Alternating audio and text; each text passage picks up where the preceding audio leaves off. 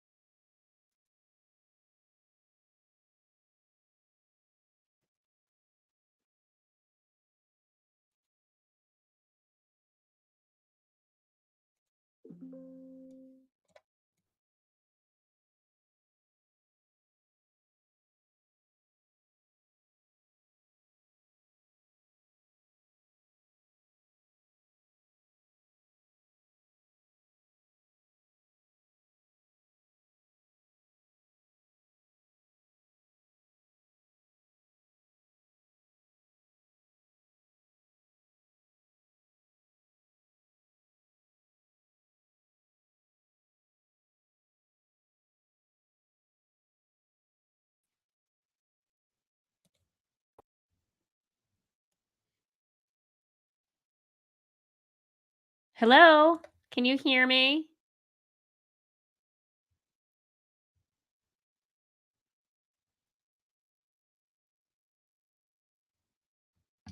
Hello, can you hear me? It looks like my backstage it looks like I'm muted.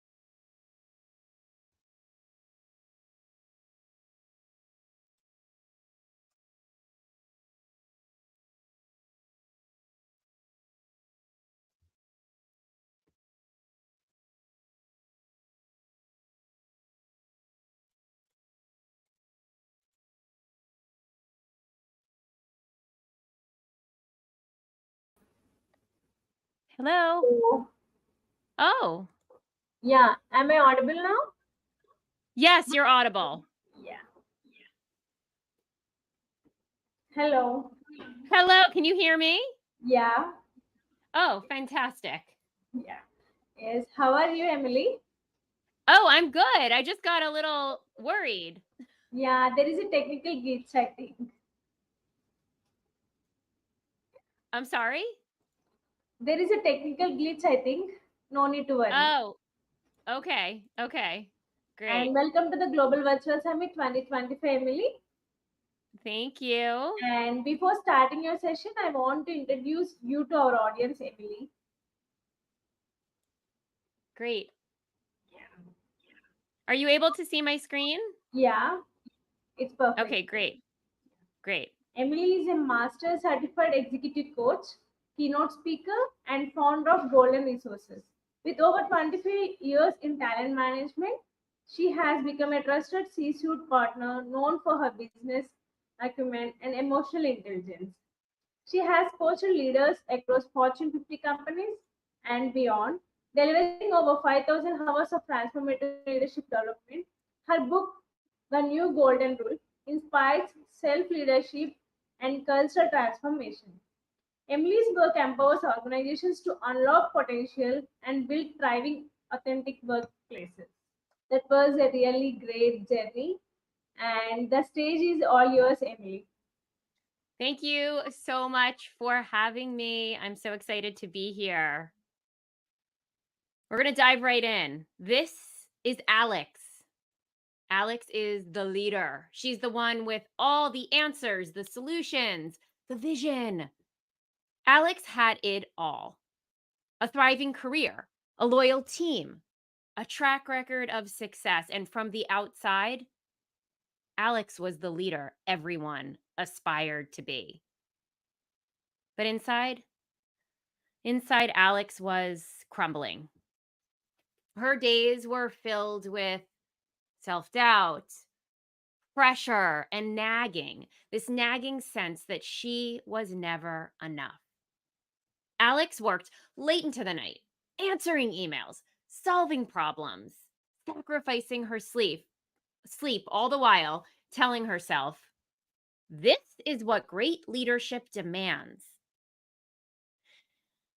But cracks started to show.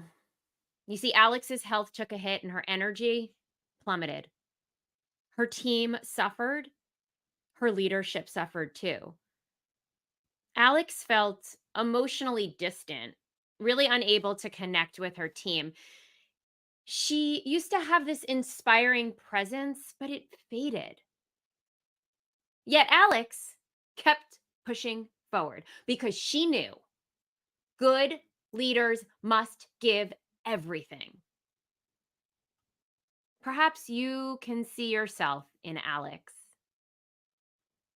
As leaders, we often excel at guiding others, right? But when it comes to leading ourselves, that's where things start to fall apart. We tend to sacrifice our well being for our teams, our careers, our goals. But at what cost?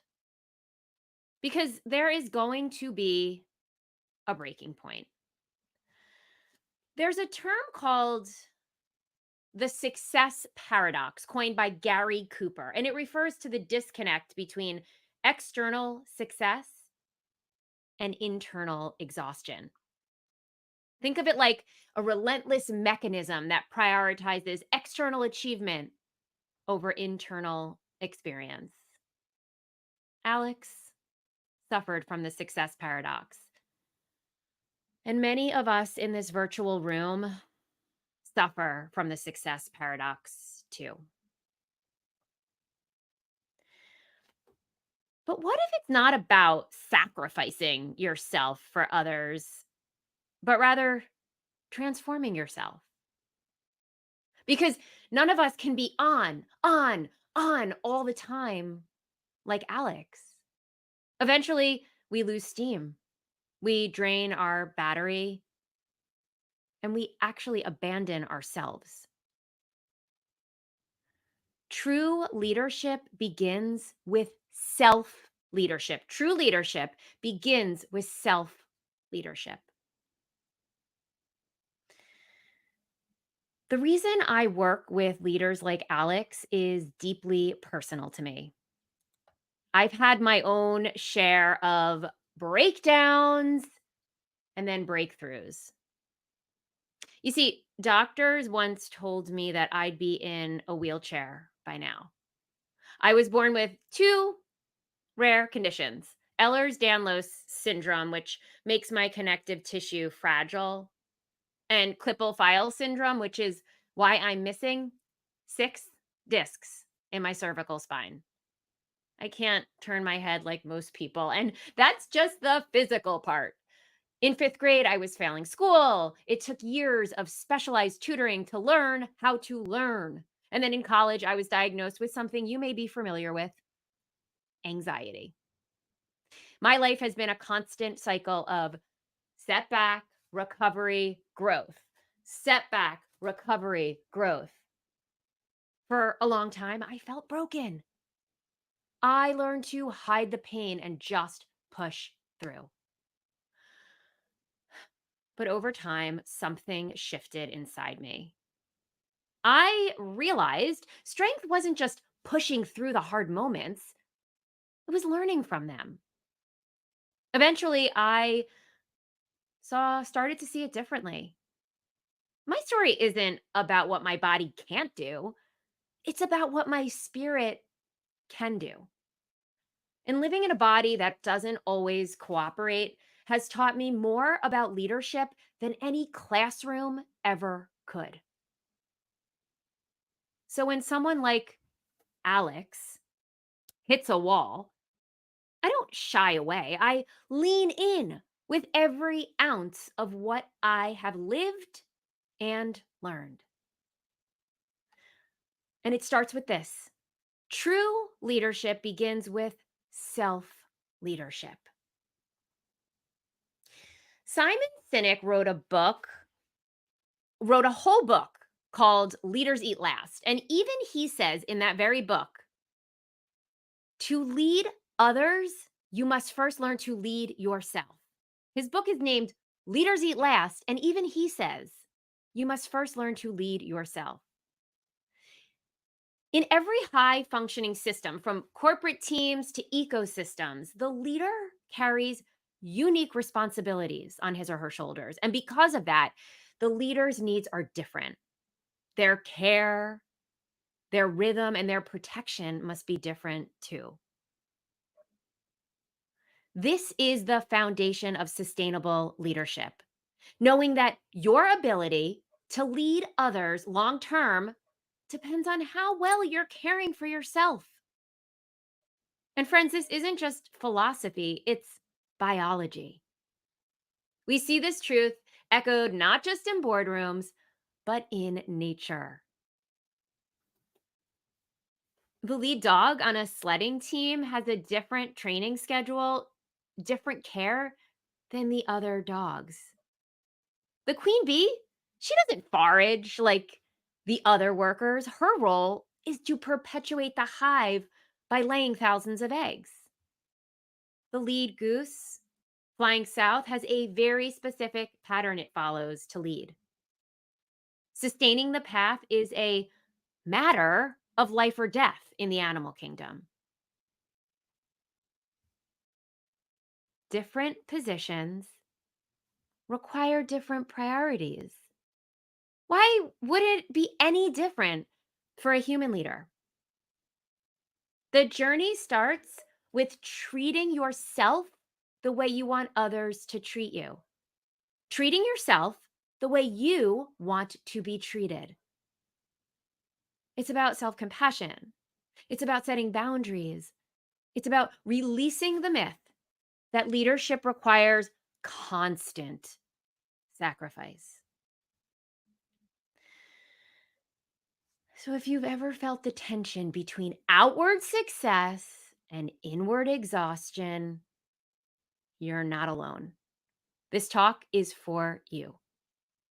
Together, we're going to uncover how to break free from the success paradox and lead in a way that's not only effective, but sustainable, transforming yourself, transforming your leadership.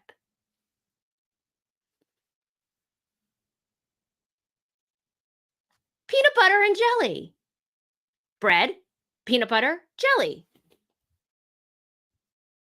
Making lemonade: lemons, water, sugar. French fries. Potato, oil, salt. 3 things that take 3 easy steps.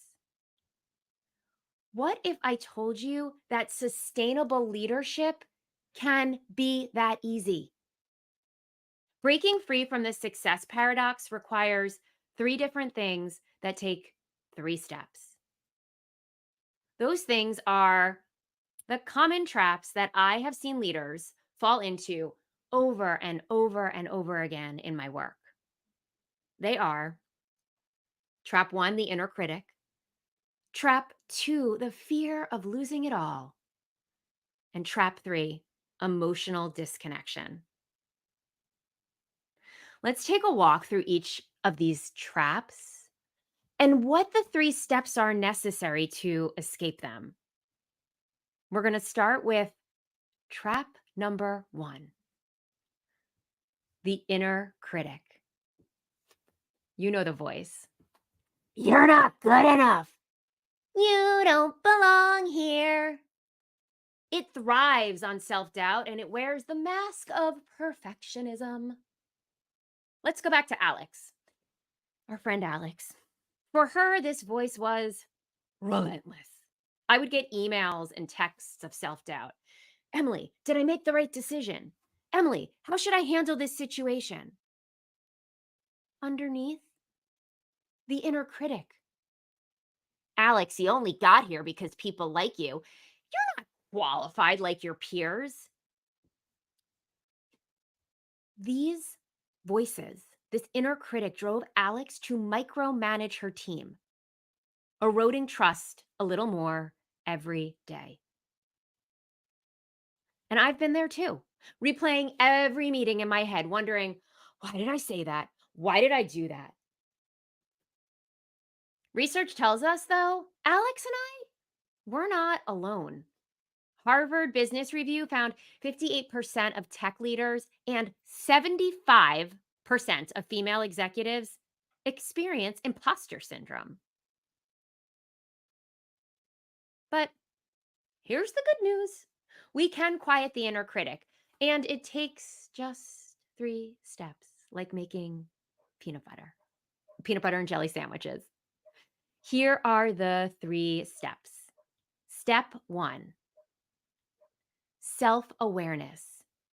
Notice when the inner critic shows up and ask, is this helpful? Is this true? Step 2, self-compassion. You, I'm going to assert, would talk kindly to a friend who's being hard on him or herself, right? Great. Now talk to yourself the same way.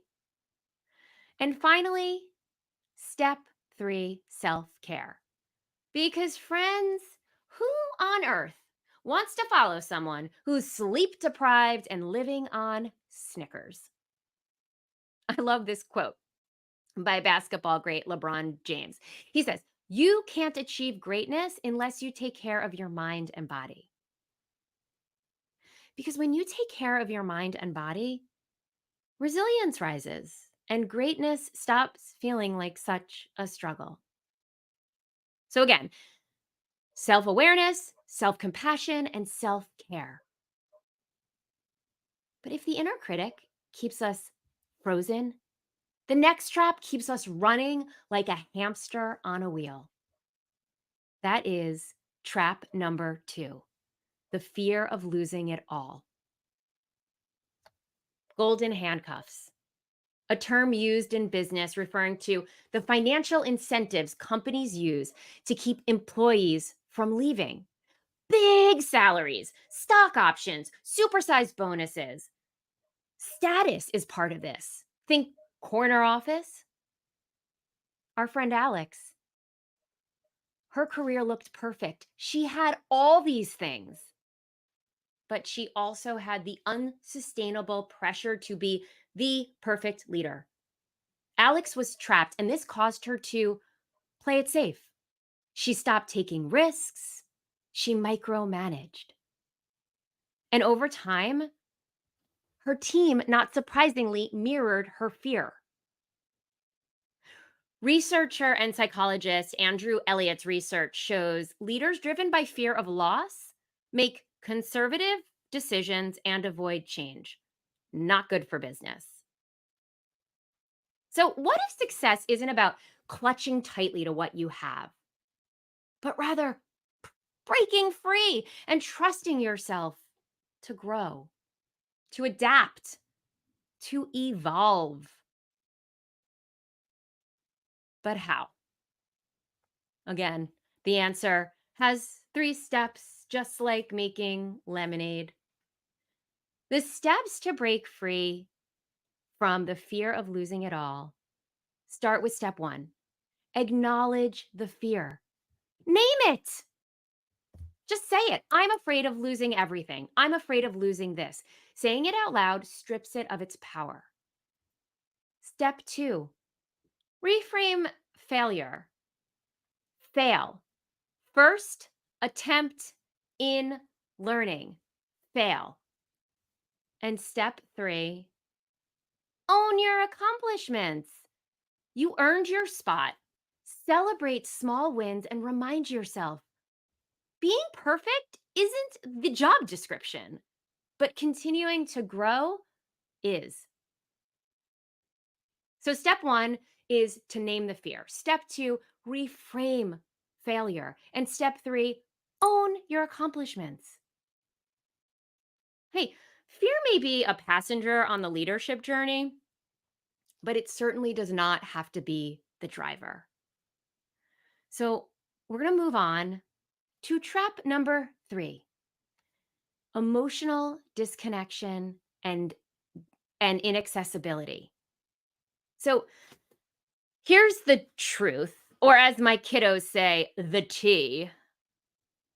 If your team can't feel you, they won't follow you. So, on the surface, disconnected leaders look composed, unshakable, but often beneath the surface, there's isolation and insecurity. Alex, Alex thought vulnerability was weakness. She was strictly business, no personal check ins, and absolutely no sharing struggles. Alex had boxed herself in. She was isolated and her team couldn't feel her. Daniel Goleman's research shows that emotionally intelligent leaders build teams that trust one another and collaborate better. And this leads to increased innovation and productivity, improving business results.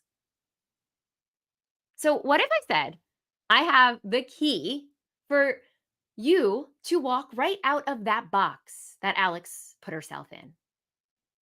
And you guessed it, with 3 easy steps, just like making French fries. Step 1, name your feelings. This creates clarity and supports emotional regulation. At the end, you'll have a chance to actually get a free downloadable feelings wheel to support you with this. Step 2 is to feel your feelings. Please do not suppress them. Feel them, move through them. It doesn't make you weak. Actually, emotions can be your superpower. And step 3, honor your feelings. Feeling stressed? Share it with someone you trust. Feeling like a team member seems a little off? Get curious. Show them that you care and acknowledge how good connection actually feels. Step 1, name your feelings. Step 2, feel your feelings. And step 3, honor your feelings. The result? Well, fewer boxes, greater presence, and of course, stronger leadership. Now that we've talked about the steps to break through the success paradox, I want to offer you one final idea, one that pulls it all together. You've heard the oxygen mask safety instructions on an airplane, right? In the event of a sudden loss of cabin pressure, oxygen masks will drop from the ceiling. Place yours on first before assisting anyone else. even children. Okay, now picture this, okay? You're on an airplane, the cabin pressure drops, oxygen masks fall, and instead of putting yours on, your instinct kicks in. You start scanning the cabin to see who needs help first. For many of us, that instinct feels noble, or it just feels right. We've been taught that leadership means sacrifice, that serving others always comes first. And honestly, we take pride in this selflessness, don't we? We value being the one others can count on, even at our own expense. But friends, there's a reason they repeat that oxygen mask instruction on every flight. Because if you can't breathe, you simply can't help anyone. Caring for yourself doesn't diminish your ability to serve. It actually protects it. This brings us to something I call the new golden rule. Treat yourself the way you want others to treat you.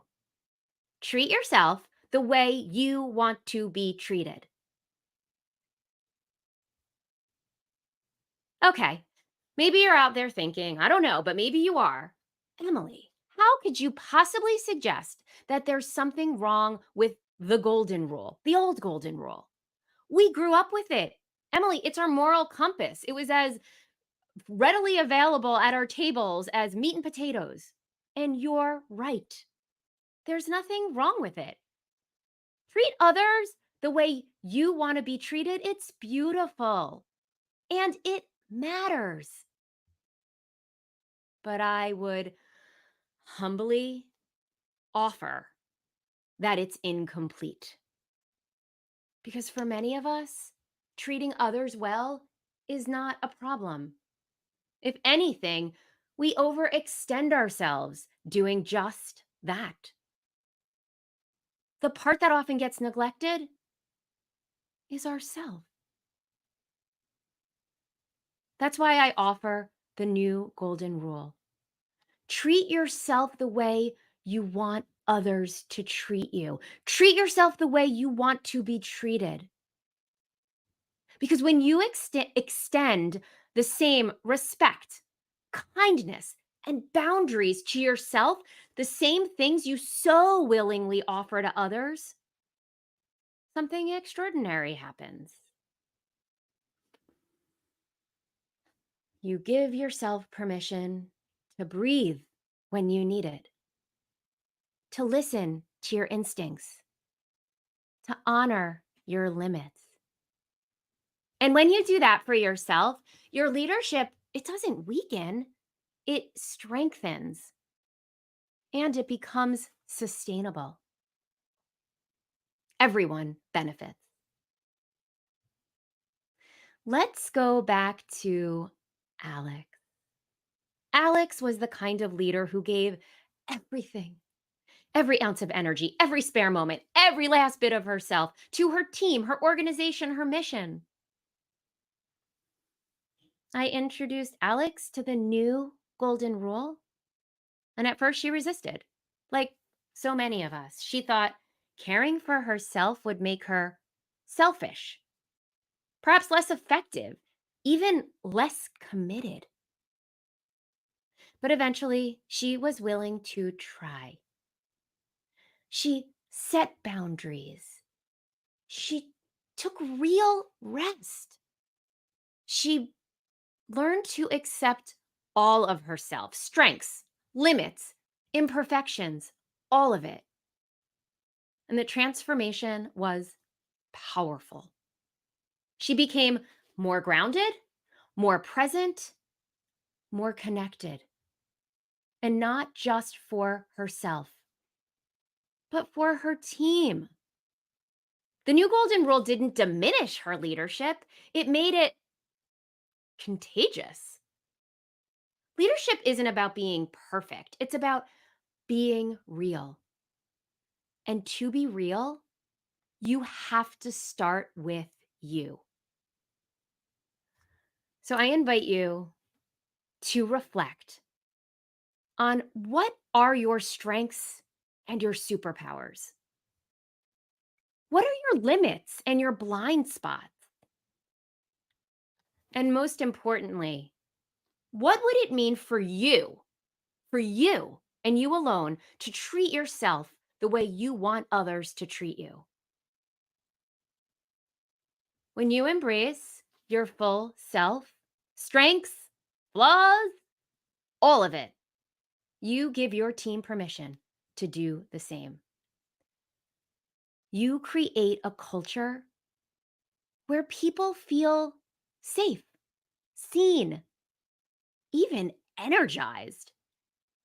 An organization that values well being as much as it values results. And a leader, you, who leads with compassion, but not just compassion for others, compassion for yourself. It may sound idealistic, maybe radical to you, but I promise it's not. It's entirely possible, and it starts with the new golden rule. Because, friends, the world doesn't need any more perfect leaders. It needs real ones. It needs you.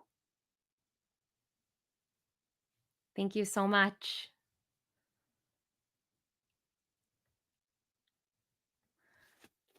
So I am a coach, and I am always hungry for feedback.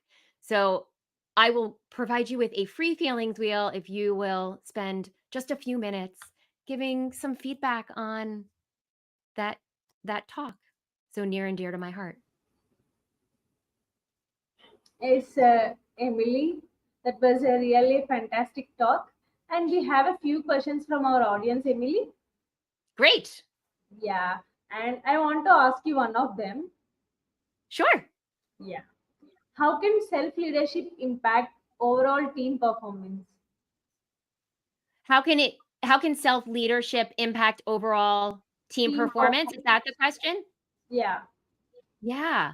So self leadership absolutely impacts the overall landscape of your leadership. So when you're self compassionate, it creates compassionate leadership. So when you give grace to yourself, you're naturally going to give grace to other people.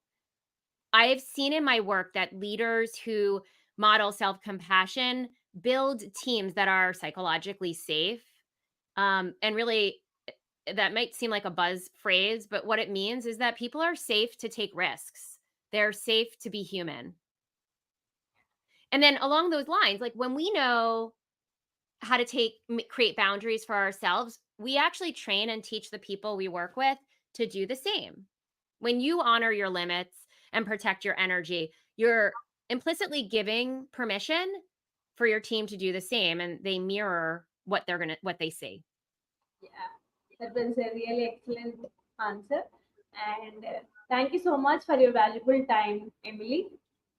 You are so welcome. Yeah, we are very honored that you joined as a speaker.